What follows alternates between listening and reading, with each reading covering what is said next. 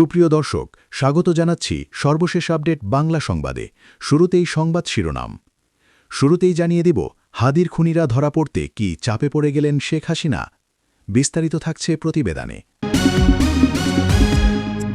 এদিকে চারিদিকে তেলের হাহাকার, বিরাট চাল চেলে বিশ্বকে কাঁপিয়ে দিল ভারত।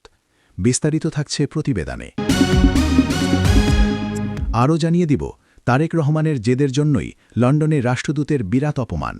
বিস্তারিত থাকছে প্রতিবেদনে।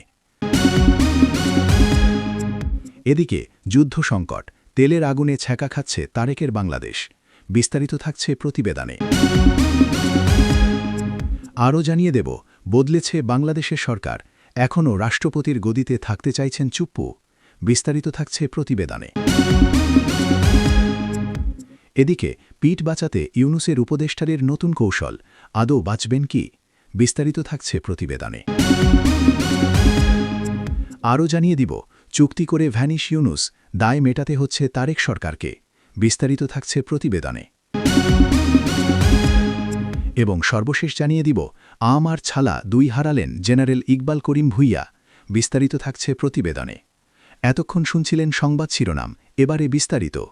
তার আগে ভিডিওটি ভালো লাগলে এবং সর্বশেষ আপডেট পেতে চ্যানেলটি সাবস্ক্রাইব করুন। ধন্যবাদ।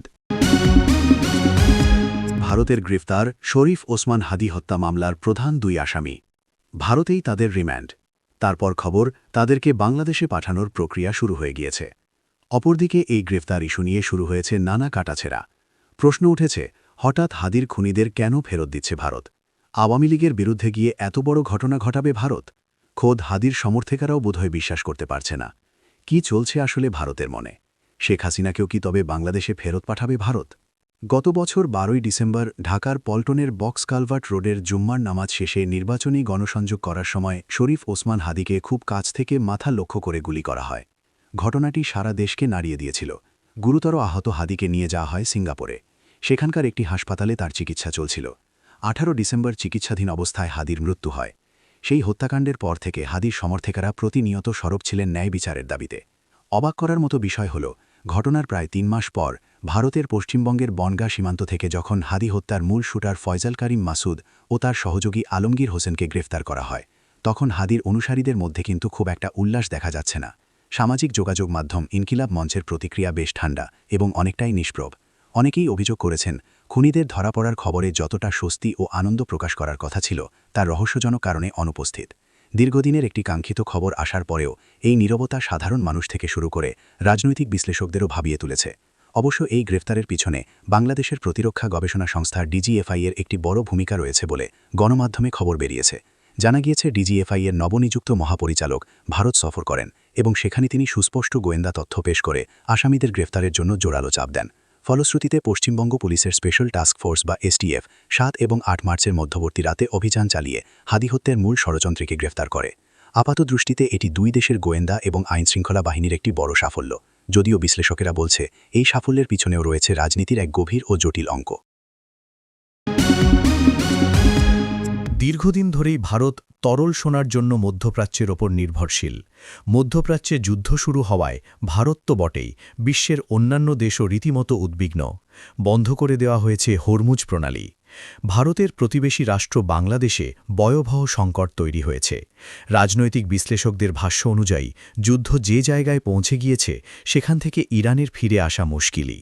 ফলে আগামী দিনে জ্বালানি খাতে আরও বড় ধরনের সংকট তৈরি হবে। সেই সংকটের প্রভাব যাতে ভারতের জ্বালানি খাতে না পড়ে, তার জন্য পদক্ষেপ করেছে সাউথ ব্লক। আন্দামান সাগরের প্রায় 4 লক্ষ বর্গকিলোমিটার এলাকা, আগে যা নো-গো জোন বলে পরিচিত, সেই অঞ্চলে তেলের সন্ধান পাওয়া গিয়েছে। সেখানে খনন কার্যের অনুমতি মিলেছে। আন্দামানের লেফটেন্যান্ট জেনারেল ডি.কে. যোশী ঘোষণা করেছেন, দ্বীপপুঞ্জের যে 4 লক্ষ বর্গকিলোমিটার যা নো-গো জোন বলে পরিচিত ছিল, তার মধ্যে 63.5% নো-গো জোনকে খুলে দেওয়া হয়েছে। প্রাথমিক পরীক্ষায় এখান থেকে হাইড্রোকার্বনের সন্ধান পাওয়া গিয়েছে মিথেন। বিশেষজ্ঞরা মনে করছেন, এই অঞ্চল থেকে তেল পাওয়া গেলে ভারতের অর্থনীতির চাকা আরও গতি পাবে। কিছুদিন আগে ভারতের পেট্রোলিয়াম মন্ত্রী হরদীপ সিং পুরী জানিয়েছিলেন, ভারত এই মুহূর্তে গুয়ানা সাইজ তেলের খনি আবিষ্কার করে ফেলেছে। ভাণ্ডারে যে পরিমাণ তেল রয়েছে, আন্তর্জাতিক বাজারে তার মূল্য $20 ট্রিলিয়ন। এটাকে বলা হচ্ছে জ্যাকপট। বর্তমানে মধ্যপ্রাচ্যের যুদ্ধের আবহে বিশ্বজুড়ে তৈরি হয়েছে অভূতপূর্ব জ্বালানি সংকট। এই পরিস্থিতিতে আন্দামান দ্বীপপুঞ্জে নো গো জোনে তেল ভাণ্ডারের আবিষ্কার আত্মনির্ভর ভারত হওয়ার পথকে অনেকটাই প্রশস্ত করল। এদিকে অন্য একটি খবরে জানা গিয়েছে পশ্চিম এশিয়ায় সংঘাতের বলি হয়েছেন এক ভারতীয়। গতকাল থেকে এমনই খবর ছড়িয়েছিল। সৌদি আরবের সিভিল ডিফেন্সের তরফেও সেরকমই বিবৃতি জারি করা হয়েছিল, কিন্তু কয়েক ঘণ্টার মধ্যে বিবৃতি সংশোধন করেছে সৌদি। সংশোধিত বিবৃতিতে জানানো হয়েছে মিসাইল হানায় 2 জন বাংলাদেশির মৃত্যু হয়েছে, তবে ঘটনায় আহত হয়েছেন এক ভারতীয়। তার সঙ্গে হাসপাতালে গিয়ে দেখা করেছেন দূতাবাসের আধিকারিক। এই নিয়ে মধ্যপ্রাচ্যের সংঘাত 10ম দিনে পড়ল, কিন্তু হামলার তেজ এতটুকুও কমায়নি ইরান বা ইসরায়েল কিরোই। আরও বড়সড় হামলার হুঁশিয়ারি দিয়েছেন ট্রাম্প। ঠিক কি হয়েছে? বাংলাদেশের রাষ্ট্রদূত যে দেশে রয়েছেন সেই দেশে গিয়ে তাকে প্রত্যাহারের ঘোষণা করেছেন প্রধানমন্ত্রী তারেক রহমানের পররাষ্ট্র বিষয়ক উপদেষ্টা হুমায়ুন কবির। গত শনিবার তিনি লন্ডন পৌঁছান। তার সঙ্গে গিয়েছেন পররাষ্ট্রমন্ত্রী খলিলুর রহমান। লন্ডন সফরের উদ্দেশ্য কমনওয়েলথ দিবস উদযাপন এবং কমনওয়েলথ মন্ত্রী পর্যায়ের বৈঠকে যোগ দেওয়া। হিথ্রো বিমানবন্দরে পৌঁছলে সংবাদ মাধ্যমের প্রতিনিধিরা সফরের উদ্দেশ্য সম্পর্কে জানতে চান। জবাবে পররাষ্ট্র উপদেষ্টা বলেন, কমনওয়েলথ সম্পর্কিত বিভিন্ন বিষয় নিয়ে আলাপ আলোচনা হবে। এরপরেই তিনি বলেন, শোনেন, একটা সুখবর হইল, হাই কমিশনার লন্ডনে এতদিন ডিভাইসিস বিহেভিয়ারে কন্ডাক্টে কমিউনিটি ডিভাইড করে রাখছে। সে আওয়ামীকরণ করছে হাই কমিশনকে। আওয়ামীকরণের ধান্দা নিয়ে চলছে। কমিউনিটির ধান্দা নাই, বাংলাদেশের ইন্টারেস্ট দেখে না। এই হাই কমিশনারকে প্রত্যাহার করা হয়েছে।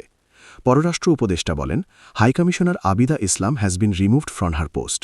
প্রসঙ্গত, তিনি যখন এই ঘোষণা করছেন সেই সময় তার পাশে ছিলেন পররাষ্ট্রমন্ত্রী খলিলুর রহমান। পররাষ্ট্র বিষয়ক উপদেষ্টার এমন নজিরবিহীন সিদ্ধান্তে বাংলাদেশ তো বটেই, অন্যান্য দেশেও হইচই শুরু হয়ে গিয়েছে। সাবেক কূটনীতিক এবং আন্তর্জাতিক সম্পর্ক বিশ্লেষণদের মতে, বিদেশে গিয়ে এমন ঘোষণা সরকার ও দেশের ভাবমূর্তিকে প্রশ্নবিদ্ধ করেছে। দেশে ও বিদেশে কর্মরত পেশাদার কূটনীতিকদের মধ্যে বিরূপ প্রতিক্রিয়া তৈরি হয়েছে।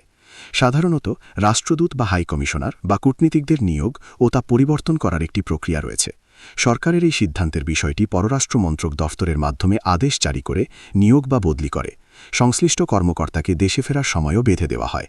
কিন্তু কূটনীতিকদের নিয়োগ ও তা পরিবর্তনের প্রক্রিয়ার ব্যত্যয় ঘটিয়ে পররাষ্ট্রমন্ত্রী খলিলুর রহমানের উপস্থিতিতে প্রতিমন্ত্রী মর্যাদা সম্পন্ন প্রধানমন্ত্রীর পররাষ্ট্র বিষয়ক উপদেষ্টার এমন ঘোষণা প্রশ্নের জন্ম দিয়েছে। প্রাক্তন একাধিক পররাষ্ট্র সচিব এই ঘোষণাকে নজিরবিহীন বলে উল্লেখ করেছেন। তাদের মতে এটি পেশাদার কূটনীতিকদের ভুল বার্তা দেবে। যুক্তরাজ্য বা হাই কমিশনারকে প্রত্যাহারের ঘোষণা দিয়ে কোনো বার্তা দেওয়া হচ্ছে কিনা সেই প্রশ্ন উঠতে শুরু করেছে। আবিদা ইসলামের ব্রিটেনে হাইকমিশনার হিসেবে নিয়োগ পাওয়ার আগে মেক্সিকো এবং দক্ষিণ কোরিয়ায় বাংলাদেশের রাষ্ট্রদূত ছিলেন। পররাষ্ট্র মন্ত্রণালয়ের সূত্রগুলি বলছে, রবিবার লন্ডনে স্থানীয় সময় রাত 9টায় কানাডার পার্লামেন্টারি সেক্রেটারি রবার্ট ওলিপ্যান্টের সঙ্গে বৈঠকের মধ্যে দিয়ে মন্ত্রী ও উপদেষ্টাদের কর্মসূচি শুরু হয়।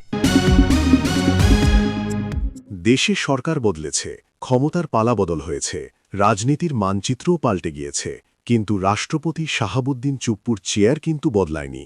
প্রশ্নটা তাই স্বাভাবিক, রাষ্ট্রপতি কি থাকছেন নাকি সামনে বড় কোনো পরিবর্তন?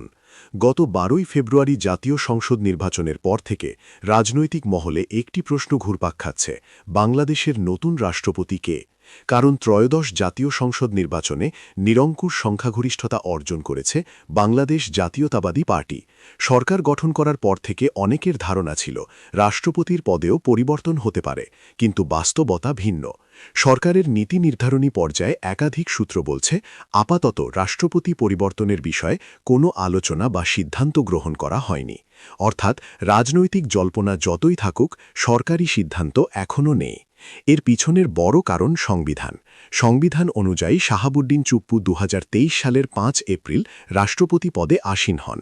অর্থাৎ আইনগতভাবে তিনি 2028 সালের এপ্রিল পর্যন্ত এই পদে থাকতে পারেন।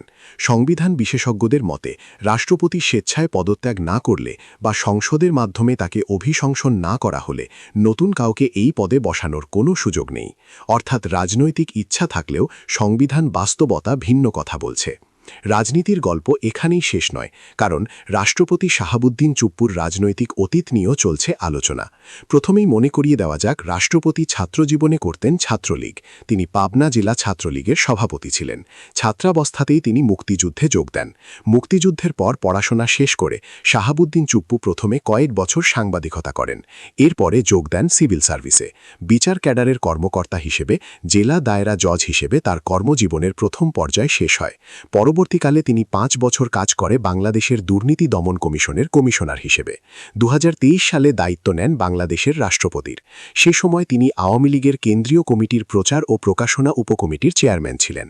2023 সালের 12 ফেব্রুয়ারি আওয়ামী লীগের দলীয় প্রার্থী হিসেবে তার মনোনয়নপত্র নির্বাচন কমিশনে জমা দেন ওবায়দুল কাদির, জাহাঙ্গীর কবির নানক ও লিটন চৌধুরী। আইনের দিক থেকে তিনি বাংলাদেশের রাষ্ট্রপতি, কিন্তু তিনি আওয়ামী লীগের মনোনীত। তিনি আওয়ামী লীগের কেন্দ্রীয় নেতাও বটে। আইনগতভাবে রাষ্ট্রপতি পদে শাহাবুদ্দিন চুপ্পুর বাহাল থাকার ক্ষেত্রে কোনো বাধা নেই, কিন্তু নীতি নৈতিকতার নিরিখে তার অবস্থান কিছুটা দুর্বল করে দেয়। এই দুর্বল অবস্থান নিয়েই রাষ্ট্রপতি থেকে যেতে চান। শাহাবুদ্দিন চুপ্পু গণমাধ্যমকে জানিয়েছেন, বিএনপি চাইলে তিনি থাকবেন। অর্থাৎ শাহাবুদ্দিন চুপ্পু এখন বিএনপিকে সার্ভ করতে চাইছেন। কিন্তু তিনি কি আসলে বিএনপিকে সার্ভ করতে পারবেন? কারণ এই বিএনপি তো 2001 থেকে পরবর্তী 5 বছর বিএনপি সরকারের দুর্নীতি সন্ত্রাস অনুসন্ধান কমিশনের চেয়ারম্যান ছিলেন। সেই কমিটি বিএনপি নেতাদের জন্য ব্যবস্থা গ্রহণে সুপারিশ করেছিল, এমনকি এর জন্য গ্যাজেট প্রকাশ করা হয়েছিল। এখন তাহলে কিভাবে বিএনপির উপকার করবেন? News presents. সম্প্রতি বাংলাদেশ ও যুক্তরাষ্ট্রের মধ্যে অ্যাগ্রিমেন্ট অন রেসিপ্রোকাল ট্রেড নামে একটি বাণিজ্য চুক্তি স্বাক্ষরিত হয়েছে। তবে চুক্তিটি জাতীয় নির্বাচনের ঠিক আগে এবং অন্তর্বর্তীকালীন সরকারের শেষ সময়ে সই হওয়ায় বিষয়টি ঘিরে নানা সমালোচনা দেখা দিয়েছে। প্রশ্ন উঠছে, নির্বাচনের কয়েকদিন আগে এই চুক্তি স্বাক্ষর কেন করতে হল? যুক্তরাষ্ট্রের সঙ্গে এই বাণিজ্য চুক্তি নিয়ে আলোচনা চলছিল 9 মাস ধরে, কিন্তু গোপনীয়তার শর্তের কারণে তখন এর বিস্তারিত প্রকাশ করেনি কোনো পক্ষ। এখন চুক্তি প্রকাশ হওয়ার পর বাংলাদেশের অর্থনীতিবিদদের অনেকেই বলছেন, এই চুক্তির পুনর্মূল্যায়ন হওয়া দরকার। চুক্তির খুঁটিনাটি বিষয়ের দিকে নজর দিয়ে এটাও বলা হচ্ছে যে, চুক্তিতে বাংলাদেশের স্বার্থ রক্ষিত হয়নি, বরং প্রাধান্য পেয়েছে আমেরিকার ইচ্ছা। ফলে অর্থনীতিবিদদের কেউ কেউ বলছেন, বাংলাদেশের নির্বাচিত সরকারের উচিত চুক্তি পরীক্ষা করে দেখা। উল্লেখ্য, গত বছর অর্থাৎ 2025 সালের 2 এপ্রিল ডোনাল্ড ট্রাম্পের এক নির্বাহী আদেশের মাধ্যমে বাংলাদেশ সহ বিশ্বের বিভিন্ন দেশের ওপর বিভিন্ন হারে রেসিপ্রোকাল ট্যারিফ বা পাল্টা শুল্ক আরোপ করে যুক্তরাষ্ট্র। সেই সিদ্ধান্ত বিশ্ব অর্থনীতিতে এক ধরনের অস্থিরতা তৈরি করেছিল। ট্রাম্প প্রশাসন বিশ্বজুড়ে শুল্কের হার বাড়িয়ে এক ধরনের অর্থনৈতিক চাপ তৈরি করেছিল। চুক্তি ছিল মার্কিন শিল্পকে রক্ষা করতে হবে, আমদানি কমাতে হবে, অন্য দেশগুলির সঙ্গে কঠিন দর কষাকষি করতে হবে। কিন্তু 29 আগস্ট যুক্তরাষ্ট্রের একটি ফেডারেল আপিল আদালত রায় দিল, এই শুল্ক অবৈধ। অর্থাৎ যে আইনের দোহাই দিয়ে শুল্ক আরোপ করা হয়েছিল, সেই আইনে প্রেসিডেন্ট ট্রাম্পের আসলে এত ক্ষমতাই নেই। এক কথায় বললেন, ট্রাম্পের শুল্ক নীতি কি আইনের ভিত্তিতেই খারিজ হয়ে গেল? এখানেই প্রশ্নের জন্ম। এই রায়ের পর থেকে একটি বিষয় পরিষ্কার হয়ে যায়, মার্কিন শুল্কনীতি অনিশ্চয়তার মধ্যে পড়ছে। বিষয়টি শেষ পর্যন্ত গড়ায় আমেরিকার সর্বোচ্চ আদালতে। সেই মামলায় রায় ঘোষণা না হওয়া পর্যন্ত বিশ্বজুড়ে অনেক দেশ অপেক্ষার কৌশল নেয়। কিন্তু বাংলাদেশ তখনও যুক্তরাষ্ট্রের সঙ্গে বাণিজ্য চুক্তি নিয়ে আলোচনা চালিয়ে যাচ্ছিল, কারণ নির্বাচন ছিল সামনে। তাই পূর্বতন সরকার দ্রুত চুক্তিতে সই করতে উদ্গ্রীব হয়ে ওঠে। বাংলাদেশের নির্বাচনের মাত্র 3 দিন আগে যুক্তরাষ্ট্রের সঙ্গে বাণিজ্য চুক্তি করে, আর 10 দিন পর 20 ফেব্রুয়ারি মার্কিন সুপ্রিম কোর্ট সেই শুল্কনীতিকে অবৈধ ঘোষণা করে দেয়। এর অর্থ, যে ভিত্তির ওপর দাঁড়িয়ে বাংলাদেশের সঙ্গে আমেরিকা বাণিজ্য চুক্তি করে, সেই ভিত্তিটাই ভেঙে পড়ল। একে একে পিঠ বাঁচাতে মরিয়া অন্তর্বর্তীকালীন সরকারের সাবেক কর্মকর্তা থেকে শুরু করে উপদেষ্টারা। বাংলাদেশের নির্বাচনের পর ক্ষমতার পালাবদল ঘটেছে। এখন বাংলাদেশের প্রধানমন্ত্রী তারেক রহমান। এরপরই দেখা যাচ্ছে, ইউনূসের সরকারের আমলে যে দুর্নীতি ও চুরির ঘটনা ঘটেছিল, তার বিরুদ্ধে তদন্ত শুরুর প্রক্রিয়া চলছে। কোনো কোনো ক্ষেত্রে তদন্ত শুরুও হয়েছে। এরপরই কার্যত দিশেহারা ইউনূসের একাধিক উপদেষ্টা এবং উচ্চপদস্থ কয়েকজন কর্মকর্তা। এখন দেখা যাচ্ছে, ওই সমস্ত উপদেষ্টারা কার্যত নিজেদের অবস্থানের ব্যাখ্যা দিতে শুরু করেছেন। কেউ কেউ তো আবার প্রমাণ দিতে শুরু করেছেন। কেন এমন হচ্ছে? বাংলাদেশের প্রাক্তন উপদেষ্টা সৈয়দা রিজওয়ানা হাসান, তিনি কয়েকদিন আগেই এক টেলিভিশন চ্যানেলের সাক্ষাৎকারে দাবি করেছিলেন যারা কটূক্তি করেছে তাদের বিষয়ে নারী সমাজ যেমন প্রতিবাদ করেছে, লিগ্যাল নোটিশ দিয়েছে, সরকারও কথা বলেছে। ফলে তারা ক্ষমা চেয়েছে। সেই সব কটূক্তি করা উগ্রবাদী শক্তি যেন মেইনস্ট্রিম না হয়, সেটার বিষয়ে আমাদের কাজ করতে হবে। এরপরই তিনি দাবি করেছিলেন, নারী সমাজ সেসব কটূক্তি করা উগ্রবাদী শক্তিকে মেইনস্ট্রিম হতে দেয়নি। তার তীর যে জামায়াতে ইসলামীর দিকেই ছিল, তার বলার অপেক্ষা রাখে না। রিজওয়ানা হাসানের এই বক্তব্য সামনে আসার পরই প্রবল ক্ষুব্ধ হন জামায়াতে ইসলামী। তারা রীতিমতো হুঁশিয়ারি দিতে শুরু করেন। এরপরই পাল্টি খান রিজওয়ানা। তার দাবি, পুরো আলোচনায় তিনি কোনো রাজনৈতিক দলের নাম উল্লেখ করেননি, কারণ সেটি প্রশ্নের সঙ্গে প্রাসঙ্গিক ছিল না। বিরোধী দল অবশ্যই মূলধারার অংশ, একথা উল্লেখ করে রিজওয়ানা হাসান বলেন, আমি কোনো দলকে মেইনস্ট্রিম হতে দিইনি বলে যে বক্তব্য দেওয়া হচ্ছে, সেটা কেবলই অপব্যাখ্যা, অবান্তর এবং বিভ্রান্তিকর। আমার বক্তব্য ছিল উগ্রবাদী শক্তি বিষয়ে, কোনো দলের বিষয়ে আমার কোনো বক্তব্য ছিল না।